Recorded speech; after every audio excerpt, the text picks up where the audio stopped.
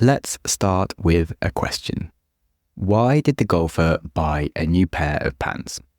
Because he got a hole in one. Oh dear, yep. It's one of those days, and we are talking about the important topic of celebrating our wins. Do you ever eat a meal in a rush, perhaps without really enjoying it? Have you achieved a goal this year, professionally or personally, that you haven't really celebrated yet? But if I had told you 2 years ago that you would have done this thing, you would be super excited.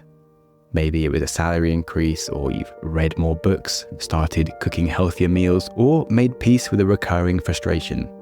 Seemingly small but very real achievements. Well, I've had a few requests from listeners lately to talk about perfectionism and overthinking. And on that, I'm excited to start doing more Ask Me Anythings or requests for entire episode ideas. So hit me up if you have anything you want me to discuss.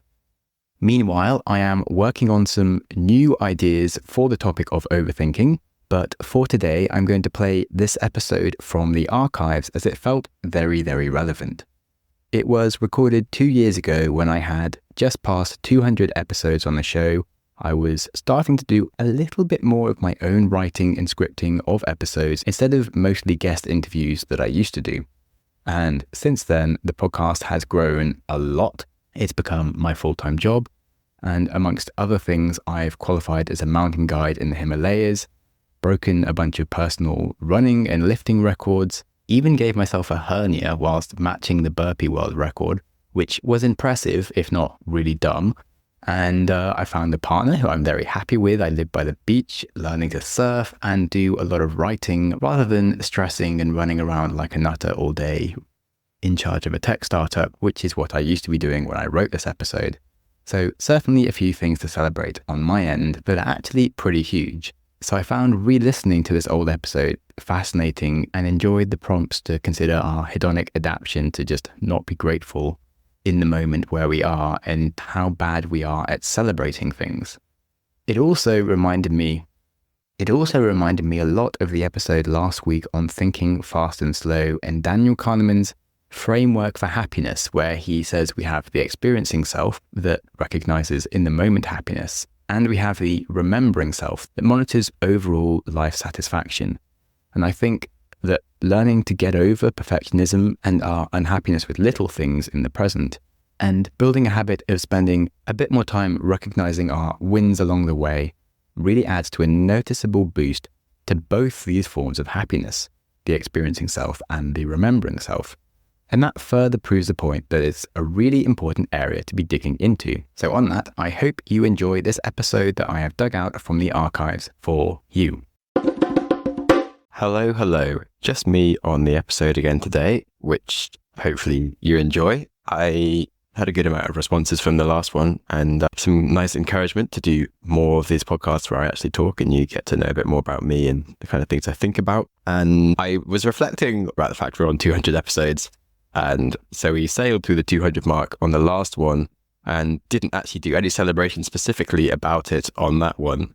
It was kind of ironic, but actually totally doesn't matter the specifics of when you do things, as long as you actually do take a note to recognize when you achieve a goal, etc. And that's what I wanted to talk about today. We're going to talk about how to celebrate things and not worrying about celebrating perfectly, but making sure we do recognize the successes that happen to us. So let's just dig into it. I could amble about my life, and I generally don't because I get really bored when I listen to other podcasters rambling too much for 5 minutes, although I do quite like actually knowing what's going on in their lives. So I'm going to think about how I can do this in a better way so you can understand what I'm up to. But anyway, let's dig into some mindsets and thinking about success. Firstly, I think one thing that's really hard is it can be difficult to understand when we've done something that is good, because we often have an idea of perfection in our minds, and I'm certainly such a sucker for this. I am a perfectionist at heart, and I'm really trying not to be. And it's only because I started to finally get over my perfectionism that I even managed to start running a podcast, because I was really unhappy with the kind of content that I was releasing because it wasn't exactly what I had in my mind. And it was only when I finally just let things go at 90% perfect, whatever, that things actually got out there. And so I wouldn't have got to 200 episodes if I was a perfectionist, I would have just been stuck at 0.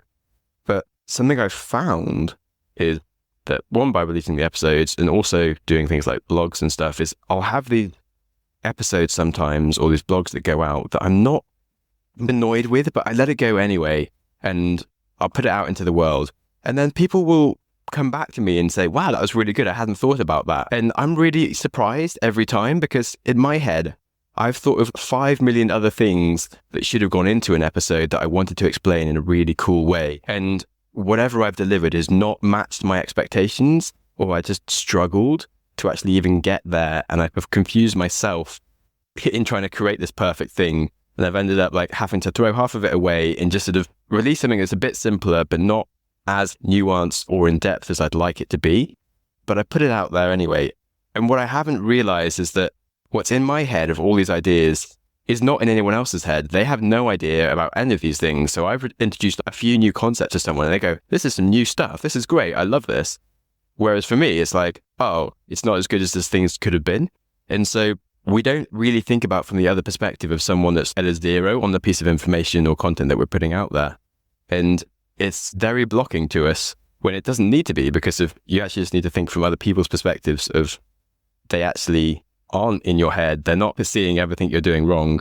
They just see the final thing that comes out and it's probably a new thing to them. But if you spent a lot of time wrestling with an idea, you've become so familiar with it that it's boring and seems normal. But to people that haven't heard what your message might be about, it seems like a really new, cool thing.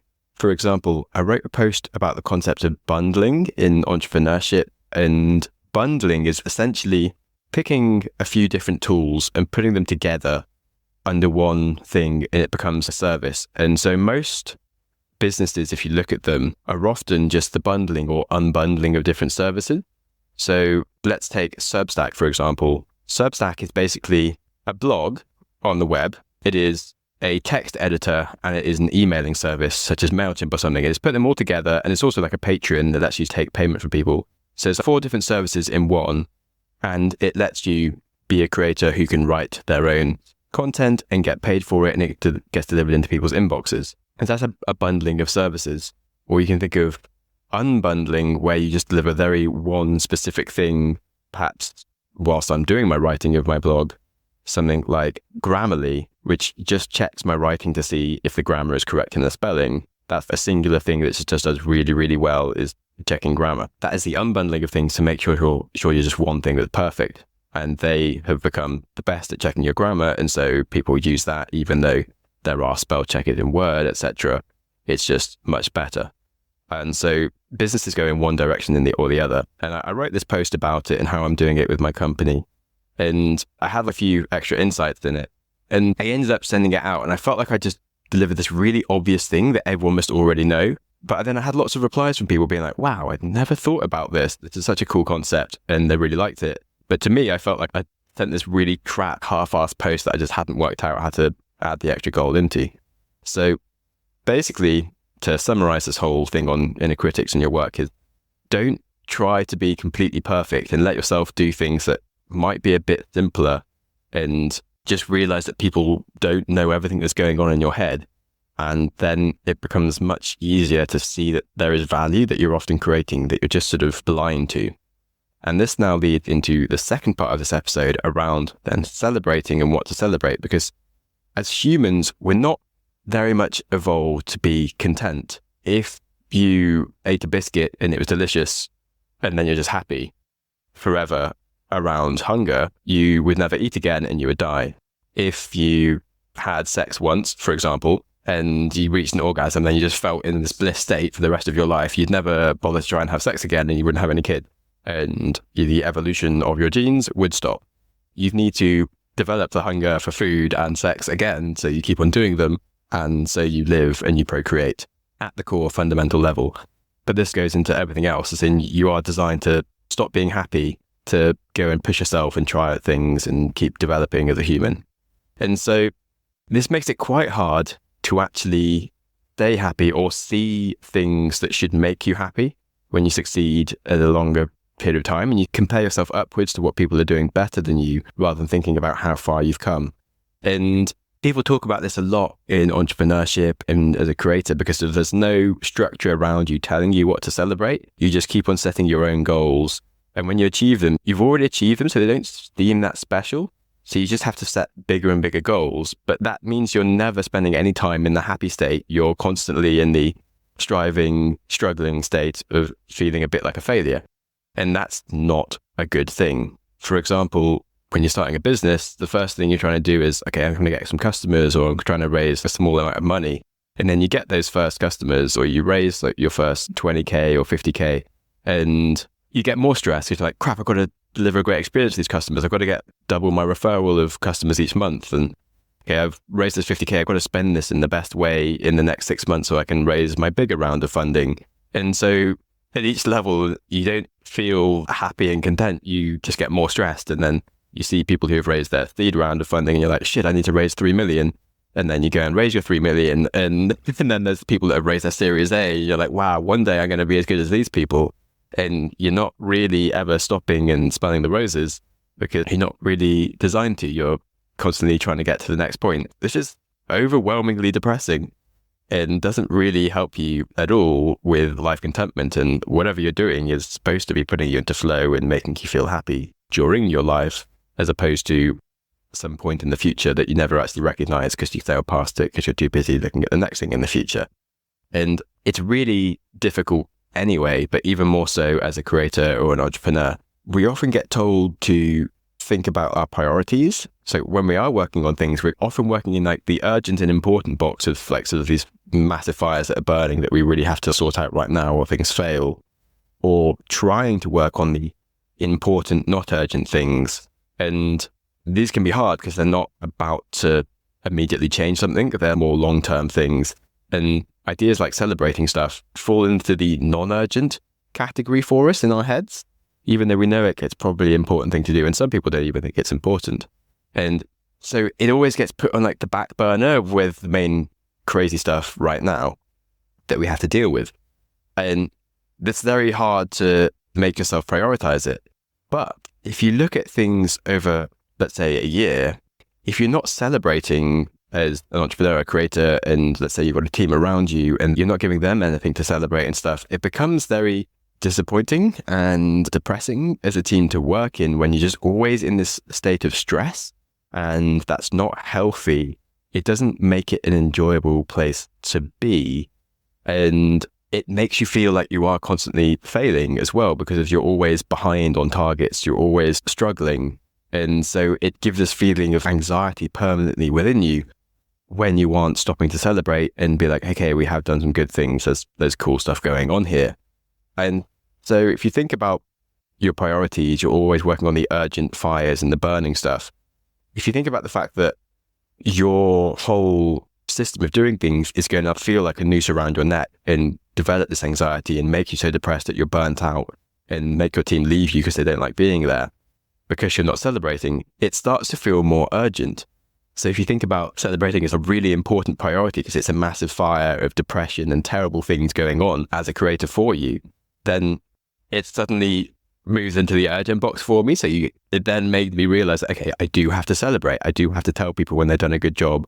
I do have to tell myself that I've done a good job. I have to have events in the diary where we sit and we go, hey, we've achieved all of this month or this quarter, and we just reflect about how far we've come.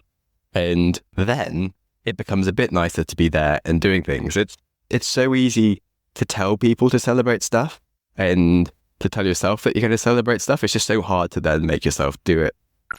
We are going to have a very short break before coming back with some examples of how we can get so caught up with our day-to-day and on to the next thing that we can sail right past some massive achievements, and how we can then build a better habit of really celebrating things as they happen.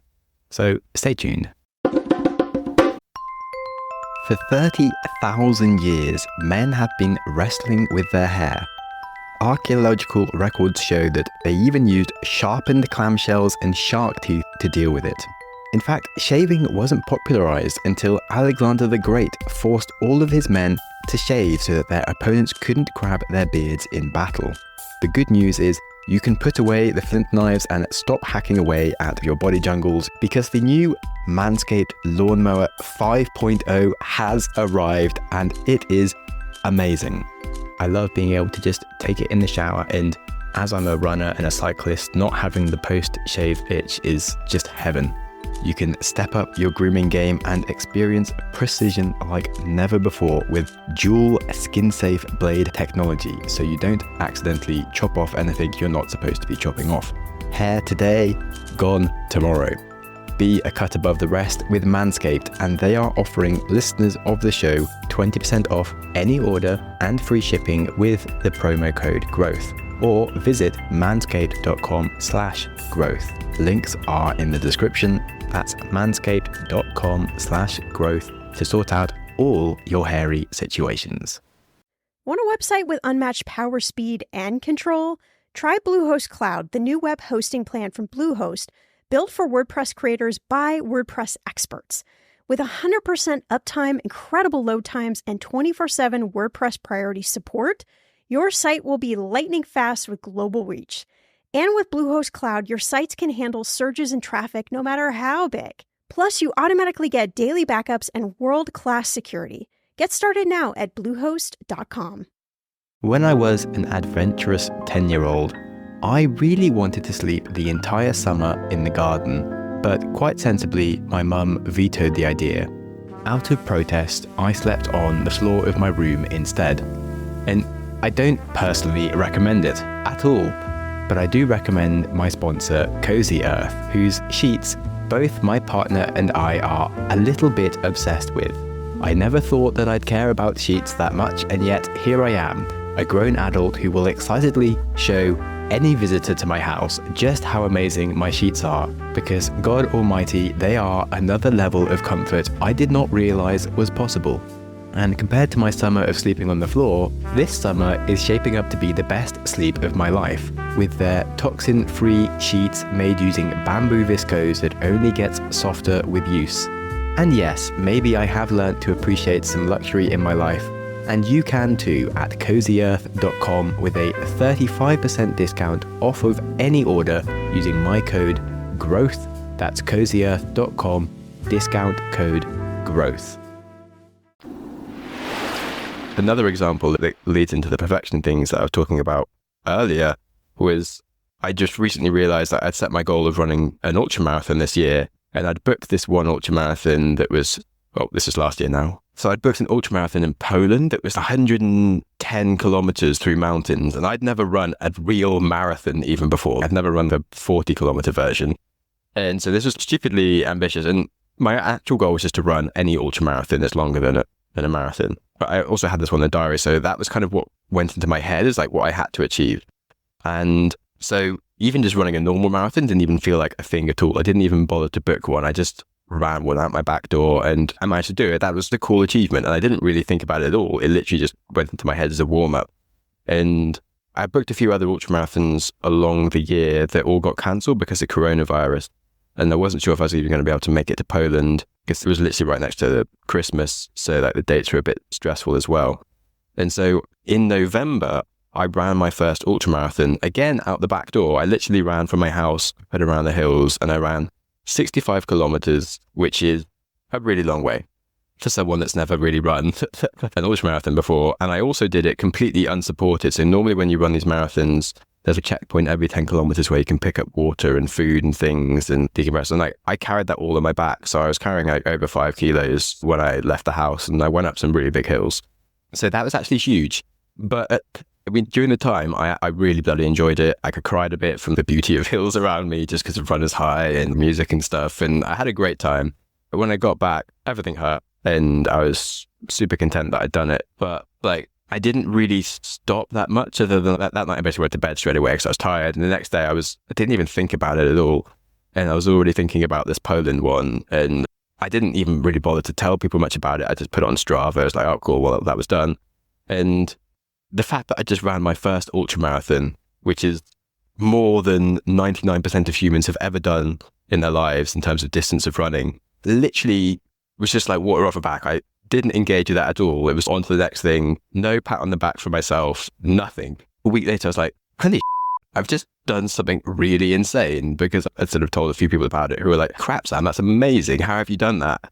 And I was like, not at all engaging with it, and obsessed about this bigger marathon that I'd set myself for, which I then wasn't able to do last year because coronavirus has made the flights too difficult. I wasn't going to be able to get home and actually attend Christmas and things. And also I was actually super stressed because I was just working too hard, and I just needed to spend a few weeks not doing anything rather than trying to deal with stress of travel and running around. So I actually stopped and realized that, hey, I'd done something super awesome. I could be super content. I ticked my box of running an ultra marathon that year and did something really crazy. And in some ways more crazy because I just did it by myself with a load of stuff on my back, as opposed to taking a ticket to an event, which is on a special day where there's a bunch of other people around me that all go at the same start gun. I set my own start gun all by myself and just did it, which is, now I realize, a really amazing thing to go and do.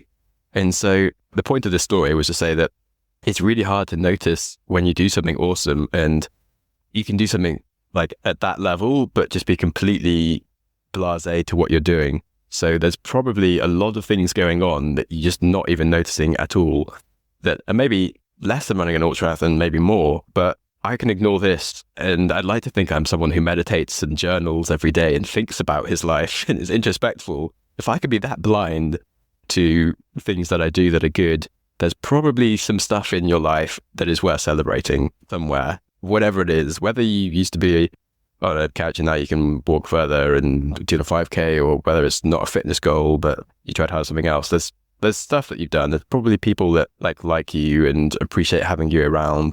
You don't realize how useful you are to them, or the amount of value that you've created with your business or other things that you do in life. You don't have to be running a business. You might be an employee, but you might just be bloody lovely to be around and super useful. There's stuff that you should just be happy about and realize that you can be a bit more content, is essentially what I want to say. And yeah, I think I've covered most of all my points now. And now just trying to make myself recognize that I've now done 200 episodes. This is the 201st. We're now into the 200s. And this podcast has been going for 5 years. And that's kind of amazing. At the time I started this podcast because I was just doing so many different things that I'd start and then stop. I was just running around failing at lots of different businesses. Some things kind of working out, but I just didn't have anything permanent in my life, basically. And I started the podcast because I thought maybe it would be something that I could keep doing and would be a hobby that had a point, but I could really enjoy doing it and I could keep it going. And there wasn't really much beyond that as a goal besides just enjoy myself, but do something that's worthwhile and keep going and make myself keep growing in ways. And that's what I've achieved. I've been able to meet lots of awesome people, and I've become much better at interviewing people.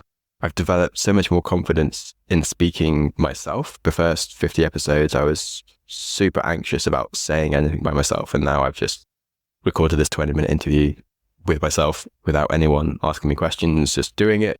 I've done a TEDx speech. I've done stand-up comedy, all things that seemed completely nuts to me 5 years ago, which is really cool. And I've somehow managed to have an audience. There's 10,000 of you that seem to listen to me every week, which is amazing. So thank you so much to all of you lovely people for attending these episodes and subscribing to the podcast. This is an absolute joy to be running, and feel amazing that these people, you listen to me. So thank you. And I'm trying to push myself more. So I've been largely doing similar stuff for the past 100 episodes. And so as I said, I want to do more episodes like this where I try and break down my different ideas on the world.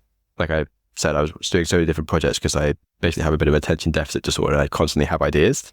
And I've been running a newsletter for the past 8 weeks called Explosive Thinking, which is a little bit about attention deficit disorders. It's about being a creator and finding your place in the world and creating value whilst also being a bit philosophy and zen and making yourself feel happy about stuff. Exactly what I just spoke about today was an example of one of the posts that I wrote. So if you go to Substack and subscribe to Explosive Thinking, you can get my thoughts in your email each week. And that would be lovely. Link will be in the show notes. And yeah, as I said, I'm pushing myself as a creator. So I've started a Substack. I'm also going to see what I can do with the podcast in different ways. So I've got quite a lot of recordings coming up for the next 10, 15 episodes. but I'm thinking about how I can do more series where I go into one specific area of mindsets or things of how you think about the world. And I maybe bring on a co-host with me, and we're going to dig into it something a bit deeper. Because I think one of the problems with interview style podcasts is they go in so many different directions with every single guest. And that's something that naturally works for me because I just think in so many different directions. But it's nice to train yourself into one area for a month and dig into something deeper. And that's worked really well for me on the Wiser Than Yesterday podcast, where we go into series where we'll read all the best books on like Stoic philosophy for a month or two. And then we'll read all the best books on investing and money for a month or two. And each episode is a review of each book, but overall we get like a greater picture of things. And it just makes it a bit easier for the listener to not be jumping around in different directions and have to think about what's going on. It's kind of like a cool, if it's the kind of season you're into, you can kind of just like block in and it's nice. So we're going to be doing a series on how to change yourself and your personality and the ingredients needed for that. And it's going to be lots of fun. So that's going to be something to look forward to this year as I try and push myself as a creator. So this has now gone on definitely long enough. I was supposed to cap myself at 20 minutes and it seems to have overrun that. So thank you so much for listening and being a subscriber. It brings so much joy to me. And I hope this episode made you think about how you can celebrate more things in your life and not be such a perfectionist. And if you do like this kind of content, please do subscribe to my Substack and I will email you each week and you'll be welcome to send me any replies you want. It'll be a direct connection to me. So that would be great. And thanks for listening. Well, I hope you enjoyed that as much as I did re-listening to it. Thank you very much for tuning in. And if you are interested in getting to know me or ask some direct questions, you can book a call with me for free on Wednesday afternoons using the link in the show notes. Then, of course, as I am a podcaster, a good review goes a long way in helping me celebrate my wins, and I am certain will help you build the muscle of reminding others that they have done something worth celebrating, which I'm sure is bound to come back at you. Okay, enough requests from me. Another question. Why did the Scarecrow get a promotion? Because he was outstanding in his field. Yeah, I am ending how I started with a terrible joke, but I will remind you that you are making progress and it's genuinely important that you recognize it because even the really big things can pass us by. So give yourself a pat on the back from me because you are a total badass. And on that, goodbye. Hi everyone, I'm Ingrid. And I'm Leslie. And we are best friends and hosts of the Declutter Hub podcast. If you feel overwhelmed by the clutter in your home, then you need the Declutter Hub podcast in your life. Our show is the perfect combination of delving into your emotional connection to clutter and suggesting practical how-tos. With a no-nonsense approach and a bit of fun thrown into the mix, we get to the heart of what's holding you back from having a home you're proud of and works like clockwork every day. Listen wherever you get your podcasts or search for the Declutter Hub.